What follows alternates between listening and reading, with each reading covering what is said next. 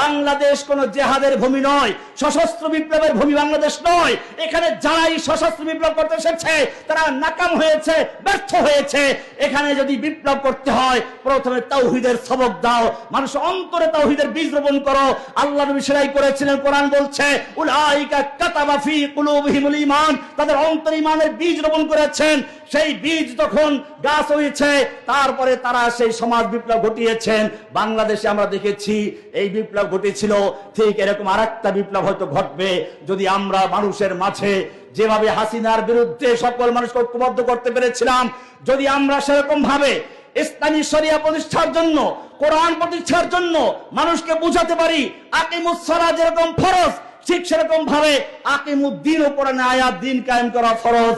মানুষ যখন এটা বুঝবে তখন জুলাই বিপ্লবে যেরকম সকলে ঝাঁপিয়ে পড়েছিল, জীবন দিয়েছিল, ঠিক তেমনি ভাবে এই তাওহীদি জনতাও এমন বিপ্লব তৈরি করবে, সব বাংলাদেশকে অচল করে দিবে, ঢাকা অচল করে দিবে এবং তাওহীদ ভিত্তিক রাষ্ট্র গঠন করা যাবে ইনশাআল্লাহ।